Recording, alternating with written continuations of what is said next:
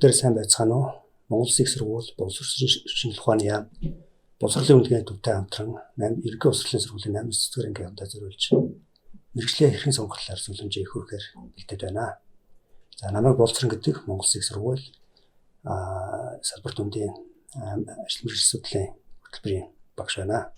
За өнөөдөр бидэнтэй ярилцахаар Мишель хүрэлцэн ирсэн. Мишель ажил мэргэжлийн судлалын чиглэлийн магистр, за мөн сэтгэл судлаач. За Мишель эхлээд хоёулаа мэргэжил гэж юу вэ? Мэргэжлийн талаар товчхон мэдээлэл өгье. Хүүхдүүдтэй. За тэгэхээр хүүхдүүд маань юунд төрүүд мэргэжил сонголт гэдэг зүйлсийн тухай ярих юм яалтчгүй мэргэжил гэж юу юм бэ гэдэг ойлголттой танилцах хэрэгтэй байх гэж бодож байна. За тэгэхээр мэргэжил гэдэг зүйлийг бүгдээрээ анх яаж үүссэн талаас нь түүхэн талаас нь авч үзье. За тэгэхээр мэргэжил гэдэг нь одоо хувийн нэгдлийн үеэс эхлээд одоо эрэгтэй хүмүүс анги өрөө хийх, зэр зэвсэг бэлтгэх үйл ажиллагаа хийж исэн. За тэгвэл эмэгтэйчүүд нь хүүхдээ өсгөх, за хувц хонор бэлтгэх зэрэг үйл ажиллагаа хийдэг байсан. За үүний дараагаас хөдөлмөрийн хуваар гэдэг зүйл үсэж эхлээд за тэгвэл хэсэг бүлэг хүмүүс нь зөвхөн анги өрөөгөө хийх. За хэсэг бүлэг хүмүүс нь зөвхөн зэр зэвсгээ бэлдэх. За нөгөө хэсэг бүлэг хүмүүс нь одоо зөвхөн хувц хонроо бэлтгэх. Ийм байдлаар одоо хөдөлмөрийн хуваар гэдэг зүйл үүссэн. За яг энэ хөдөлмөрийн хуваар үүссэн цагаас эхлээд нөгөө анги өрөө хийдэг хүмүүс маань улам сайн ан хийдэг болоод улам мэрэгжээд, улам чадварчаад ирсний үндсэн дээр ерөөсөө мэргэжил гэдэг ойлголт анх ерөөс бий болсон гэж ойлгож болно. За тэгэхээр маш олон эрдэмтэд мэргэжил гэдгийг өөрсдийн үзэл санаагаар олон талаас нь тайлбарлсан байдаг. За тэгэхээр мэргэжил гэдгийг ерөөхдөө эдгээр эрдэмтдийн үзэл санааг одоо нэгтгээд дүгнэх юм бол түүхэн явцад үүссэн хөдөлмөрийн үйл ажиллагааны төрөл бөгөөд түүнийг гүйцэтгэхийн тулд хүн тодорхой мэдлэг, чадвар, туршлага эзэмсэн шаардлагатай тусгай чадах шин чанартай байна гэж ерөөхдөө мэргэжил гэдгийг тодорхойлж болох нь. За тэгвэл хүүхдүүд маань бас одоо тэгвэл мэргэжлийг эзэмсэхээр одоо надад ямар ач холбогдолтой юм бэ? Үр ашигтай юм бэ? Ер нь мэргэжлийг эзэмшиж яах юм гэдэг асуудал бас гарт тулгарч иж магадгүй. За тэгвэл мэргэжлийг эзэмснээр хүн одоо нийгэмд эзлэх үүрэг байлгах чухал хэсгийг олж авч идэг. Бусдад өөрийгөө би хэн бэ гэдгээ таниулах. За өөрийгөө хэн бэ гэдгээ танин мэдэх одоо тийм чухал процессыг ойлгож авч идэг. За мөн амьдралын үнэлэмж, хэм хэмжээ, за мөн амьдрах хэв маягаа олж авч идэг мэргэжлээрээ дамжуулж, за мөн би хинтээ хамт амьдрах вэ? Хинээ ямар хүмүүсээр одоо нийгмийн хүрээлэлээ одоо тэлэх вэ гэсэн байдлаар нийгмийн хүрээлэл байг сонгож идэг мэргэжлэр дамжуулж. За үүний дараагаар мөн нийгмийн амьдралд оролцож хүн биеийн болон оюуны чадвараа мэргэжлэр дамжуулж байнга үнэлүүлж, дээшлүүлж, ашиглаж явж байгаа гэсэн үг. За мөн хамгийн сүүлийн чухал шин чанар бол мэдээж аж төрж амьдрах шаардлагатай орлогын их өсвөр бол яалтчгүй одоо мэргэжил эзэмснээр орлогын их өсвөр олох бүрэн боломжтой болдог байх нэ. Зөв. За мэргэжил гэж яриад өнгөрөхөөр цаана ажил, мэргэжил, за мөн бусад олон ойлголтууд үүсдэг. Тэгээд эдгээрийг хүүхдүүд маань ялгаж салах хэрэгтэй байх.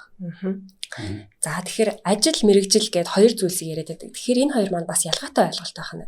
За тэгвэл мэргэжил гэдэг нь тусгай хөтөлбөрийн дагуу суралцаж эзэмсэн мэдлэг, чадвар, дадал, шин чанар гэдэг тогтолцоог бол мэргэжил гэж хэлдэг байна. За тэгвэл ажил гэдэг нь ямар нэгэн байгууллага, үйлдвэрийн газар дах цалин авч буй алба хөдөлмөр хэлдэг байна. За тэгвэл эрх зүйч гэдэг нэг мэргэжлийг сонгосон хүүхэд байлаа гэж бодоход тухайн хүүхэд маань өмгөөлөгч, хуулийн зөвлөх, шүүгч зэрэг маш олон салбарын ажлыг бол эрхлэх бүрэн боломжтой байдаг байна. Тэгэхээр хүүхдүүд та бүхэн ажил, мэргэжлийнхаа ялгааг маш сайн ойлгож хүлээж аваарай. Зөв. Тухайлбал ямар ажил хийдэг вэ? Ямар мэргэжилтэй вэ гэдэг бол хоёр талтай асуулт. Ихэнх тохиолдолд бид холбоо хоршоогоор нэрвэлдэг боловч тустай асуулт байх нэ. Яг зөв. За ойлголоо. За ажил мэргэжлээс сонгох үйл явц маань хүний филигнээс хөгжлийн, эвлэцийн хөгжлийн үйл явц болохоос гадна нийгмийн хөгжлийн үйл явц байна. За мөн хүний өөрийн онцгойц хөгжлийн шатанд дагж давхар хөгжиж яадаг юм ойлголтоо. За тэгвэл одоо яг бидний өнөөдөр ярилцж байгаа 8-9 ангийн сурагчдын маань ажил мэргэжлийн хөгжлийн үе шат үйл явц нь ямар нөхцөлтэй, аль үе шатанда ямар хэлбэртэй явагдаж байдаг юм бол. Яг зөв. За тэгэхээр хүний амьдралын одоо үе мөчлөгүүд байдаг штэ, бага нас, өсвөр нас, ахмад нас гэдэг. Яг тэрнтэй адилхан энэ нас болгонд хүний одоо ажил мэргэжлийн үе шатууд явагдчихдаг байна.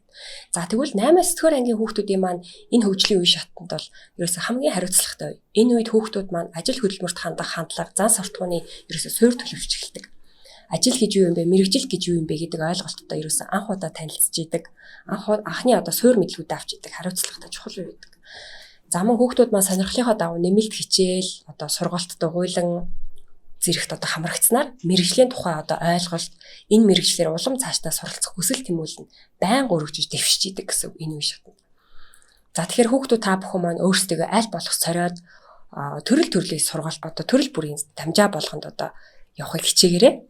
За мөн сонирхож байгаа мэрэгчлэлтэн шаардлагатай чадвар шин чанарууд бол энэ насанд бол бий болж эхэлж идэг байна. Тухайлбал одоо төгөлдөр хуур тоглох дуртай хүүхэд байлаа гэж бодоход ирээдүйд одоо хөгжимчин мэрэгчлийг эзэмших сонирхолтой болох ч юм уу тий. За тэгвэл би одоо төгөлдөр хураас өөр ямар хөгжмийн зэмсгийг ордож үзэж болох уу гэх мэтчлээ өөрийгөө сорсноор өөрийгөө илүү олох боломжтой болно гэсэн. За ингээд эцэст нэг зүйлийг одоо санамж болгож хэлэхэд хүүхдүүд та бүхэн маань за би юуг хүсэж сонирхож байна вэ? Би юуг чадах вэ? Надад ямар чадах боломж байна вэ? Миний амьдралын мөрөөдөл юу вэ гэсэн эдгээр дөрвөн асуултанд яг өөртөө хариулаад за бүр цаасан дээр энэ дөрвөн асуултыг бичээд тухайн асуулт болгонд нь өөртөө хариулаад нэг бичээд өөрийгөө нэг тодорхойлоод үзээрэй гэж яг зөвлөхөөрэй хүүхдүүдтэй.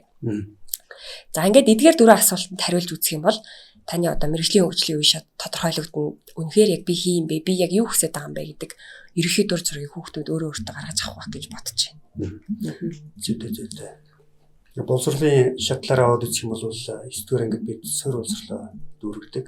Эндээсээ цаашаа бүрэн дүнд боловсролын шилжихийн гол утга бол мэрэгжлийн чиг баримж авах. За мэрэгжлийн чиг баримжаантай тохирсон өөрийгөө хөгжүүлэх хөтөлбөрүүд, хичээлүүд одоо сургалтуудаар илүү их дагнж өөрийгөө хөгжүүлэх учиртай. За сая бид мэрэгчлээ сонгоно, мэрэгчлээ сонгох үйл явц эндээс эхэлнэ, энэ үеэс эхэлнэ гэж ярьлаа.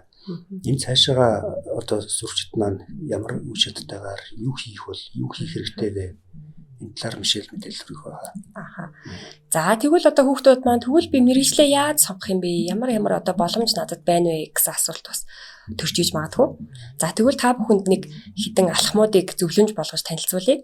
За нэгдүгээрт хүүхдүүд та бүхэн маань өөрийн хүсэл сонирхол, үнэт зүйл, ур чадвараа тодорхойлох хэрэгтэй. За ингийн тул мэдээж өөрийгөө тунгаан бодож үзнэ. Би ямар чадвартай байлээ? Би юу хийж чаддаг вүлээ? Миний хобби юу вэ гэсэн асуултуудыг өөртөө хариулаад үзээрэй. За мөн үүнээс гадна одоо сүүлийн үед бол маш олон тестүүд байдаг болсон үү багшаа тий. Жишээлх юм бол одоо мэрэгчлээ сонгох нь гээд гом багшийн маань ном дээр Холландын тест байдаг. За энэ тестийг бүгдсээр хүүхдүүд та бүхэн одоо өөрийн би ямар чадвартай вэ гэсэн нэг ерөнхий ойлголтыг авах тийм төвшөнд бол сонирхож болно. За хэрвээ ном маань одоо олдоц муутай тий номын сангуудаар явах боломжгүй байх юм бол хүүхдүүд та бүхэн маань хөтөлбөрцөг нууцыг идэвхтэй нэгээд манай Монгол Улсын их сургуулийн вебсайтн дээр яг энэ Холландын тестийг онлайнаар бүглэх боломж бас бүрэн нээлттэй байгаа шүү. Хүүхдүүд та бүхэн бас сонирхоод үзээрэй. Энэ тестүүдийг бүгсний үндсэн дээр би ямар чадвартай вэ гэдгийг ерөөхдөө бол тодорхойлоод авчихна гэсэн. За үүний дараагаар ирээдүгөө тооцоолох хэрэгтэй хүүхдүүд та бүхэн маань. За үнэхээр ямар нэгэн мэрэгчлийг сонголоо. За чи ямар нэгэн хобби сонирхолтой байлаа. 10 жилийн дараа, магадгүй 20 жилийн дараа чиний энэ сонирхол яг хэвээрээ байх уу? За чиний сонгосон мэрэгжил 10 жилийн дараа, 20 жилийн дараа үнэхээр ажлын байр нь яг түгээмэл байж ах уу?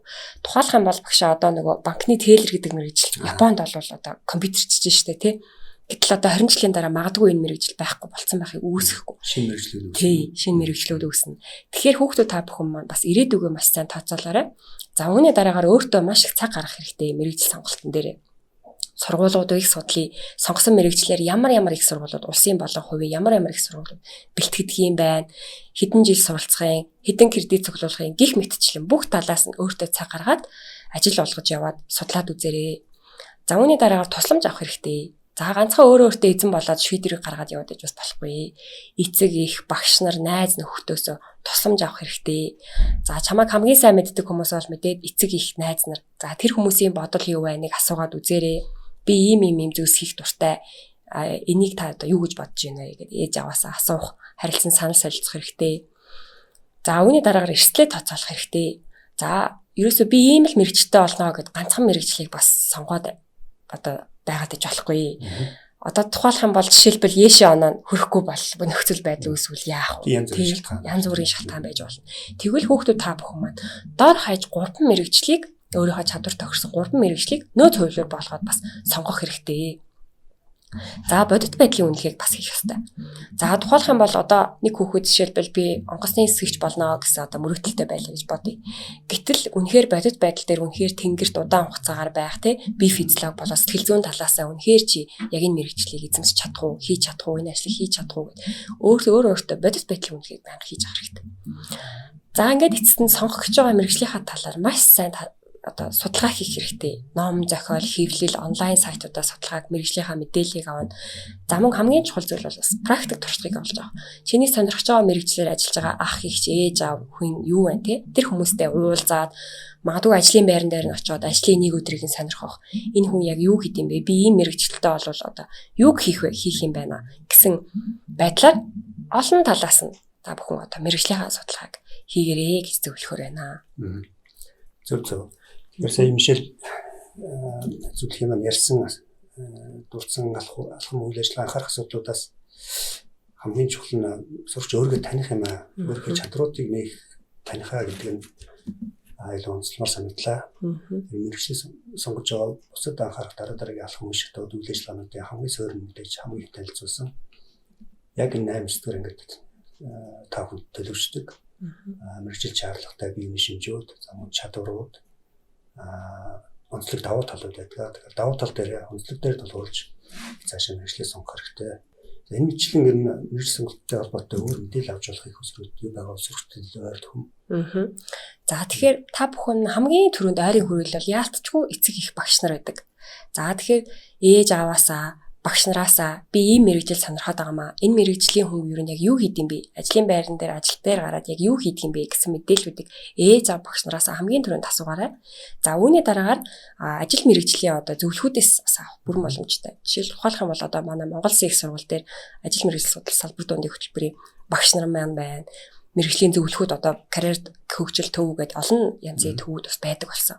Энэ төвүүдээс та бүхэн мэргэжлийн зөвлөхөөс зөвлөгөө авч болно. За мөн ном хэвлэлүүдээс авч болно. За үүн дээр бол мэргэжлийн одоо хамгийн түгээмэл одоо тайлбар хийсэн байдаг гом багшийн мэргэжлээ сонгох ном байдаг.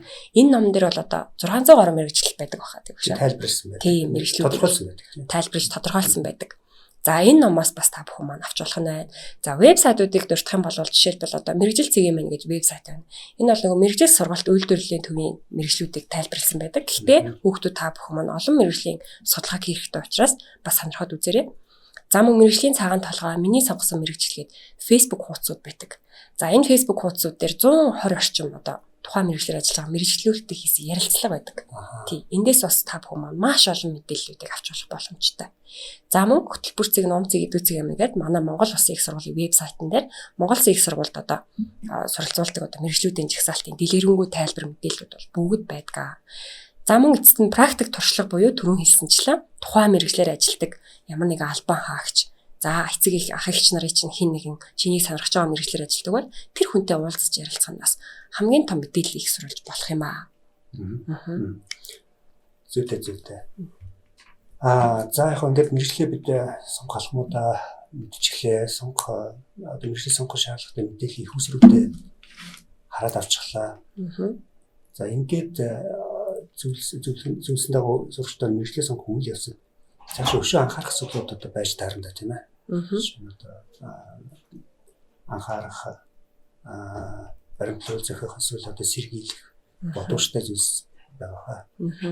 За тэгэхээр сурагчид маань ингээд мэдээллийг авчлаа. Яаж мэргэжлээ сонгохын гэдэг мэдээллүүдийг авчлаа. За тэгвэл мэдээж бас хүний амьдрал ирээдүйд бараатын янз бүрийн алтаа гарах боломж юу зөвлөсөө тохиолдно. За тэгвэл 8-аас дэх ангийн хүүхдүүдийн дунд түгээмэл гардаг ямар алдаанууд байдгийг зөвтгөх юм бол нэгдүгээр мэдээлэл маш хангалттай байдаг. Тухайн мэргэжлийнхаа ерөнхий одоо тодорхойлолтыг олж аваагүй, одоо тухайн мэргэжилтэйг бүрэн танилцаагүй, мэдээлэл хангалтгүйгээс болж мэргэжлээ буруу сонгох алдаа гардаг. За үүний дараагаас судалгаа хийгээгүйгээс бас түрүүн хэлсэнчлэн нөгөө практик туршлагаас аваагүй, өөрийн ур чадвараа тодорхойлоогүй, гэх мэтчлэн судалгаа хийгээгүйгээс үүдээд бас мэргэжлээ буруу сонгох тохиолдол байдаг байна. За мөн тусламж аваагүйгээс зөвхөн өөртөө эзэн болоод өөртөө шийдвэр гаргаад яв. Бусдаас, багш нараас, мэргэжлийн зөвлөхөөс тусламж аваагүйгээс үүдээд би ерөөсө буруу шийдвэр гаргачихжээ. Энэ мэргэжлийг буруу сонгосон байна гэсэн тохиолдлууд бас байдаг байна. За мөн хит нэг талыг баримтлах. Тухайлах юм бол энэ дээр багш одоо нөгөө эцэг их нь хитрхи нөгөө нэг хүүхдээ шахах иймэрхүү зүйлсүүд бас ганц нэг тохиолдол байдаг тий. Одоо удмаараа юм чи авсан юм аа одоо чи имжил болох хэвээр. Гэтэл нөгөө хүүхдийн маань хүсэл сонирхол тэмүүлэл өөр байдаг. Ингээд эцэг ихийн буюу одоо хит нэг талыг баримтлалнаас болоод хүүхэд мэрэгжлээ сонгох, цаашлаад ажил хөдөлмөрт одоо буруу бэлтгэх гэдэг бүтэн амьдралынхаа нэг үеийг алдах. Ийм одоо төгөөмөл алдаанууд байдаг. Гэх мэтчлэн маш олон төгөөмөл алдаа байдаг. Ийм учраас хүүхдүүд та бүхэн маань аль болох эдгээр алдааг давтахгүй тулд маш сайн судалгаа хийж, маш их мэдээлэл цуглуулж, бусдаас тусламж авч одоо мэрэгчлээ сонгоорой гэж зөвлөхөөрэй. Аа. Зөв. Мишелийн сая хэлсэн дээр нэмээд түгээл гаргадаг бидний ажиглаж анзаарч байгаа сургалтын мэд төгөөнд ордог алдаанууд дотор найз нөхдөд авч мэрэгчлээ сонгох сургуульд ор. Найз маань нэг сургууль учраас орсон гэдгээр ярьж чад орсон гэдэг ч юм уу. Ааха. За эсвэл мэрэгчлэг ирээдүйд гэж ангилах хичээлийн мэрэгчлээ адилтгаж үзэх ч юм уу. Иймэрхүү бас төгөөмөл алдаанууд байдаг. За мөн одоо өөрийнхөө хүндэлдэг айдл болгодог хүмүүсээ дагаж дөрөж мэрэгчлэл сонгох гэх мэтлэн иймэрхүү алдаанууд төгөөмөл алдаанууд байдаг. Анхаарч анзаарцгааж байгаарай. За ингээд төгсгөлд нь Мишель. За ингээд 8-9 ангийн дүүнартаа мэрэгчлээ сонгоход нь маш том амжилт хүсье. Маш хянуур, маш чухал сонголт гэдгийг дахин сануулж хэлье. Та бүхэн одоо бидний зөвлөсөн бяцхан зөвлөмжийг бас дагаж хэрэгжүүлээд нэг үзээрэй. Гэх юм бол мэрэгжил сонголтод нэг төхөм болох байхаа гэж бодож байна. Ингээд хүүхдүүдтэй амжилт хүсье аа. Амжилт хүсье. Ялангуяа нэмэлт их усрэлтээс ажиллаарай. За баярлалаа.